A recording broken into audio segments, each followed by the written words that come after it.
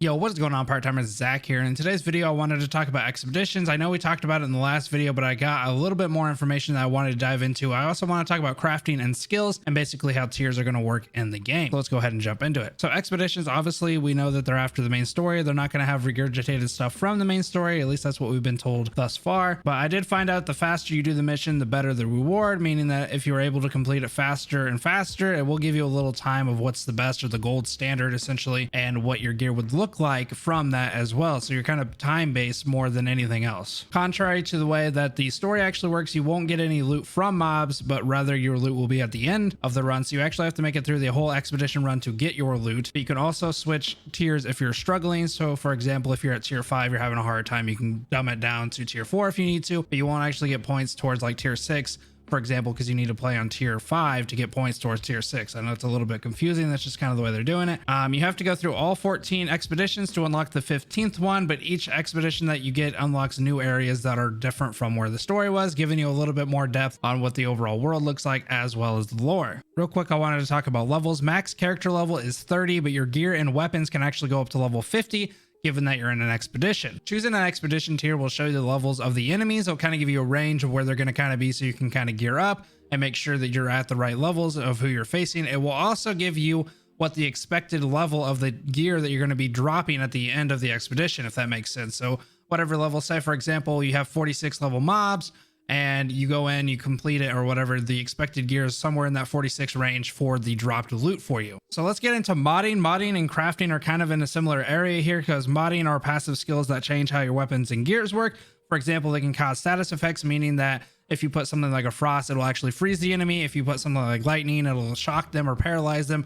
We don't necessarily know how each status works. Obviously, it's just kind of from the gameplay that I've seen. I've also seen that you can combo them. So say, for example, if you have shock, you can shock them and you can also freeze them if you have freeze mod, because it seems that you can have up to 2 on some of these weapons. It probably depends on the rarity there. We do know that there are legendary mods and they can give you a small taste of what the other classes have in terms of power. They kind of showcase, for example, a mod that can kind of freeze given the status effect, paralyze, or whatever they kind of use to do that whenever they're shooting bullets at the actual enemy. I'll give them a little stasis thing.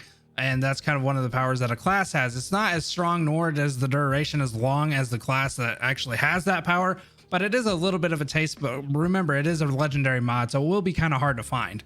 There are gear mods that help with classes. So for example, they kind of showcased a mod that helps pyromancers. It gives sort of a burn or status effect of a burn and catches the enemy on fire, which kind of greatly goes into the pyromancer's skill set, would really help them out. But it would also give you, for example, if you're playing a trickster, you'd be able to have a little bit of a taste of that power as well with the status effect burn and whatnot that the pyromancer has. Another example of that would be giving another trickster or giving a trickster a second temporal slice. So it can actually do that as well as stack abilities. So giving you 2 extra abilities for the price of 1 essentially for that mod. There are 3 mod tiers. The higher the tier, the better the mod. So they have tier 1, tier 2, and tier 3. Legendary guns can only take tier 3 mods. So it has to be like the best of the best in order to go into these legendary guns. Guns can be dismantled to get the mods off of them. The example that they showed was this legendary gun that had its status effect shock, and they dismantled it, got that mod from it, and then they put it on a legendary gun who had, you know, the status effect freeze, and then they paired it with that shock, giving them the shock status effect as well as the freeze status effect as well, making it pretty devastating being able to freeze somebody then shock them right after. You can also increase the rarity of any weapon. They kind of showcased a lot of different things about weapons, whether you can increase the rarity, you can craft new mods, you can put new mods on it, you can the level of it if you need to, so you can actually level up things as you kind of go. And they use resources. The resource that they used was iron. I don't know if there's going to be varying resources because it kind of looked like they just had one specific resource. So I wanted to talk about skills because I think it's really important going into expeditions, knowing exactly what kind of skills you're going to have and the opportunities here. So skill trees can be done at any time with no cost. Essentially, if you spec it out in a certain way, you have like pretty much 3 subclasses from your main class. So if you're a trickster, you have 3 different avenues that you can kind of go into to be a subclass. However, you can kind of go all over the place. You're not stuck